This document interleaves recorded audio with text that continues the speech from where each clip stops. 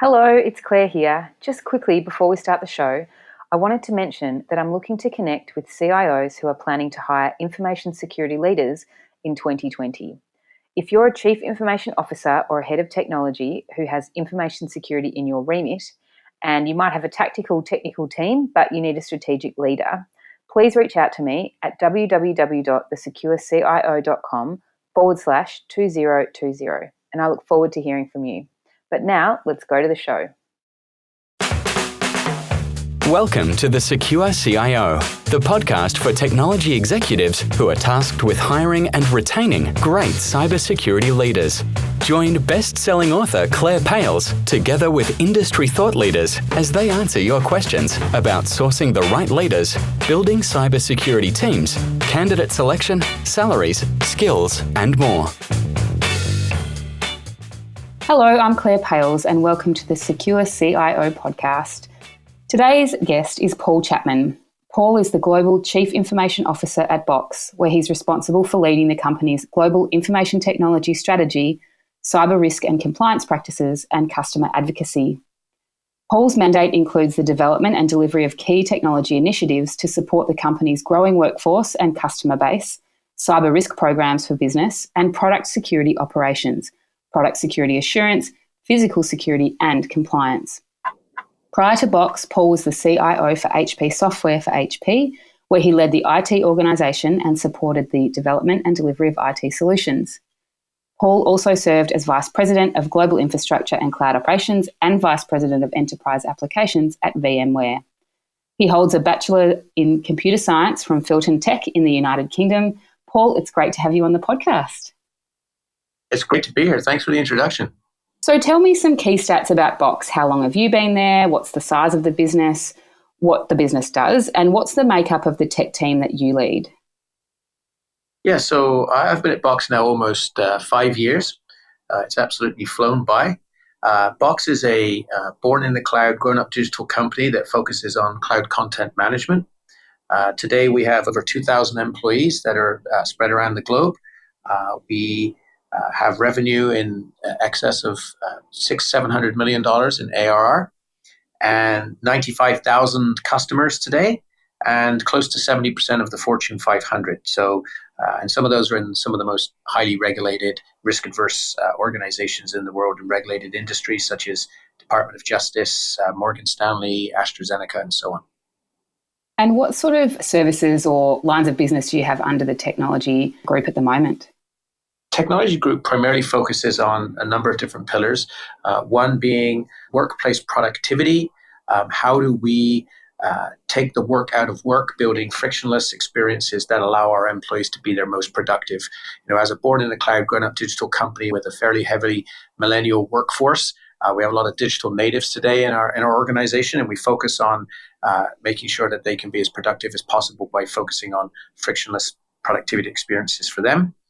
We also focus on what we call scaling out our business with digital business processes, leveraging a lot of machine learning, digital labor, and really focusing on automation for our business processes. So as we grow and scale our company, we're doing that in as much as an automated fashion as possible. Also a focus on what we call our trust office, which is our security and compliance team, focused on making sure that we are focused in on compliance for whether it's HIPAA, FedRAMP, FinServ, etc. And of course, security and product security. So we have corporate security as well as product security. And then also from an IT perspective, operations for running the business. So everything from networking to end user services engineering as well. So you mentioned obviously that security is part of that. And is this the first role you've had in your career that security has been part of your remit as a CIO? And what's been your experience leading the security group? Directly, yes. However, two previous organizations that I was at, the CISO did report to the CIO, whom I worked and partnered with very closely for a number of years. So very familiar with the structural side of things. It's quite interesting. You know, I've seen issues in the past, I think, where there's sort of a natural CIO and CISO conflict. And I think that I've always believed that, the CIO and the CISO, they need to be able to share in the articulation of risk acceptance, and that a natural, healthy contention between the roles actually needs to exist and is actually required to manage an effective decision-making process. I think sometimes the natural contention can be seen as sort of disagreement. But actually, I think this is really born from the fact that I like to say CIOs are often looking at how to use a particular service, and a CISO is looking for reasons how not to use a service for the right reasons. Because if we cannot remove objection on why we should use a service, then we shouldn't. But I'm also a believer, and it sort of goes to similar to diversity, that the number of conflicting viewpoints increases the value of the collaboration that we have and better outcomes. So I've actually really enjoyed the CIO-CISO relationship at Box. So from what I understand from our previous conversations, Box has a philosophy that security and productivity are not mutually exclusive. So as a result, you've combined, as we spoke of, the security organisation and the tech organisation into one team under you. You hired a CISO about a year ago. So tell us about the process of finding that person and what impacted your ability to find the right candidate. If you think about, as I mentioned earlier, the types of customers that Box has, some of the world's most risk-averse organizations, where compliance, regulatory, and security are absolutely, number one priorities, we have to make sure that whoever was going to be our CISO philosophically was aligned with how we think about security at Box. And one of those philosophies and principles actually is that you don't have to choose between security and productivity. And that, you have to think about security being built in, not bolted on, and at the same time making sure that we don't disrupt, we create frictionless user experiences at the same time. And that's very hard to do. So we were looking for someone who shared Box's philosophy in this regard, and someone who not only was experienced operationally with, say, corporate security, which is extremely important to us as well, but also in product security design, because our CISO's organization is tightly integrated with Box's security design. To add to that, it's also important for us as a company that we had a CISO that had strong personal brand, reputation in the market, someone who would be considered a world-class thought leader on security and trust, somebody who would, has the respect of the security community, because one of the things that we often get asked to do is connect with other security organizations, be a thought leader in presenting our perspectives to various other security organizations. So we also needed to have somebody who could carry a strong credibility in front of customers and prospective customers. And wrapping all of that up took quite some time to find the right person. That's quite the job description. It's quite the hiring process. Yes. So you've just set out, what you really wanted from this role and what your wish list was in many ways. Did you find that there were certain characteristics through that process that really shone through in terms of making a good candidate? So as you got down to sort of the pointy end, what were some of the consistent characteristics or competencies that were really showing up in every candidate? I think the sort of characteristics, obviously someone who was experienced in product security, someone who had a track record of contributing to being sort of the organization's first and best referenceable customer zero, customer one, the ability to provide input and feedback into product design and product requirements was very key to us. Someone who was clearly strong operationally. As we've grown and scaled globally, our need to operationally scale and mature is also goes with that. Someone, as I mentioned, who has strong credibility in front of customers. Also, the thing that I think is probably one of the trickiest aspects of this is not just somebody who sees security through a technical lens.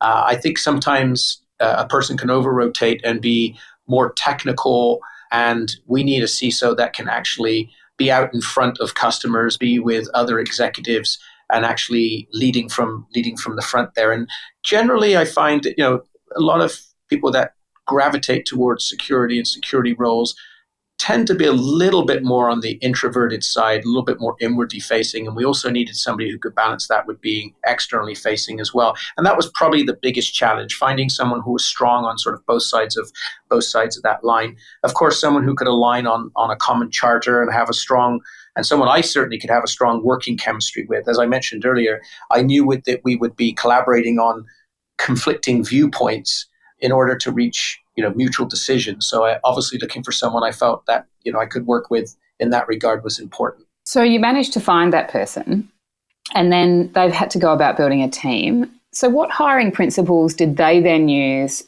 What was important in the selection of their direct reports that would then impact the broader security function? We're fortunate in that from a brand perspective, because Box is seen as having security and trust as a differentiator. It's something that philosophically we've had built into our DNA and our products from day one. It's not something we bolted on later or backed into. So attracting talent, we have a little bit of an advantage there.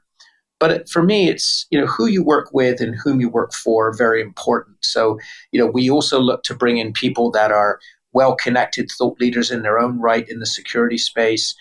They have a broad network of relationships, people that have continuously sort of reinvented themselves over time to stay relevant. As we know, security and technology are forever moving. I like to say the slowest rate of change we'll ever experience is the one we're experiencing now. It's not going to slow down anytime soon.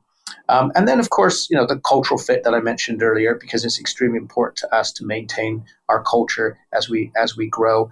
I like to look for people that also are contribute to the security community, and are part of sort of giving their perspectives to that. And then, of course, people that live by positive principles as well. Does what it takes to build a great team, has a passion for the job, fun to be around. Although, as I mentioned earlier, sometimes it's a little harder with the security team, because what makes them really good at what they do sometimes is their sort of pessimistic approach or mindset to things. So have to be a little bit careful. We're not going to hire cheerleaders in their security team. And of course, approaches work as a challenge, not just a job. We are constantly under challenge, and that's important as well. When you and I met, we talked about how in Australia at the moment, there seems to be this conversation around convergence. But when we talk about it here, we talk about physical security, fraud and cyber in sort of one converged model under a CISO or under a head of. But in the States, you mentioned that the conversation is sort of more towards compliance and trust. And I'm interested to how this works and what's driving that grouping in the States of compliance and trust under the CIO. I think that's fair, although I think in some ways they're not that different. I think terminology sometimes can be slightly different, and always around the edges there might be some differences. As an example, at Box, we don't include data privacy in our trust office. That's housed in our legal function today, and I think we're seeing more and more security and compliance functions converging into the one notion of trust. I think compliance is such a key component of the value that we bring there, and the discussions that we have with our customers and potential customers. We conduct or house a significant number of executive briefings every year in our Executive Innovation Center, and the three most requested presenters for the last several years have been the CIO, the CISO, and our head of compliance. And I think that there are a lot of synergies to be gained by having all three functions in a single technology and trust organization. So actually physical security is included in our security organization today as well. So I think different organizations have some different things around the edge that are unique to them or part of their vertical or the industry they're in. But I'm not seeing it widely different than maybe you're seeing in Australia. As a company selling tools that make collaboration more secure, you talked a lot about wanting to have collaboration within your organisation, but you actually sell tools that allow others to do that too. Do you think there's more pressure on you as an organisation to have the right security function and the right security structure, the most secure products, the most cyber-aware workforce? Is it the nature of your business that puts a bigger spotlight on you guys to get security right? I was going to say yes, and then I was going to say no. It's a little tricky to say, because I wouldn't necessarily call it pressure, although sometimes it can certainly feel like that. So I would say I wouldn't call it pressure per se. However, we do need to be, as a company, investing in many different dimensions of security, in our security posture, how we run and operate as a company, everything that we do, from testing our own vulnerabilities, with phishing attacks, social engineering, investing in the right monitoring tools and the right team and the skills and the capabilities of the organization, because there is an expectation. I don't know whether I would call that pressure as much as that's actually a good place to be, especially if you're in a security professional. We always heard of the best time to get investments in security is after an event. Well, at Box, that would potentially be a business limiting event. So, for us, it's about being, not only referenceable from being customer zero and customer one on how we sort of box on box our own capabilities, but also how do we make sure that we're forward thinking, innovative, and constantly evolving our own security posture to be our own best referenceable company in the market. Yeah, I think it's a challenge, as you said, that you want to stand up to, because I guess pressure is an interesting word, but it really, I guess, is we're all in this together. And so having an approach to it that we're all out there trying to solve the same problem, no matter which angle you're coming at it from, I guess it's a challenge that we all have to be part of, whether you're a vendor organization or a corporate or a startup, or sort of no matter where you are in the process. Yeah, and if I might add, one of the things that we do is we help others to think through how they might approach security, especially as they move more and more to a cloud-based footprint. It's incumbent upon us to help other companies think through their approach and how they do that, especially as I said, in security in the cloud, and share more broader perspectives. As I mentioned, Box is a piece of the reference architecture for doing this. It's not the only piece in the reference architecture. What would be your one piece of advice to other CIOs who are planning to run or look after a security team or lead a security team? What's sort of the one thing you've learned, or the one thing that you would like to give to them to help other CIOs lead their security teams? I'm going to cheat a little bit. Sure. Because you said one thing. So I'm going to kind of wrap up three things into one thing, if that's okay. because I think that's sort of, I'm trying to sort of separate out. And to me, I mentioned this earlier, that CIOs and CISOs need to share the articulation of risk acceptance, and to accept that there is a natural, healthy contention between the roles. It has to exist, and I think, as I said before, I think it's even required if you're going to manage an effective decision-making process. And so that would be one. And then, of course, the other one we touched on as well is I think that security and a positive user experience, this is the art and the science between frictionless security and user experience, don't have to be mutually exclusive. And that security absolutely has to be built in, not bolted on. And so I think those would be the one piece of advice. I may have pinched and said two pieces of advice there. But so how can people find out more about Box and link up with you, and how can the audience connect with you and your organization? Of course, a great place to start is Box website, www.box.com. Twitter handle is @Box, so nice and simple. Of course, personally reach out to me on LinkedIn is probably the fastest way. And then Twitter is Paul Chapman Box. So pretty straightforward to connect on Twitter as well. Perfect. Paul, it's been really great to hear about how Box is managing their own security teams and their CISO search, and how you've brought the team together. I really appreciate your time, and I've enjoyed chatting with you today. I've enjoyed the conversation as well. Thank you. That's all we have time for today. Thanks so much for listening. For more information on all our guests, check out the show notes at thesecurecio.com, where you can also find more information on the Secure CIO framework and sign up for my newsletter. If you loved the show, please subscribe to the podcast and feel free to leave me a 5-star rating. I'll see you next week.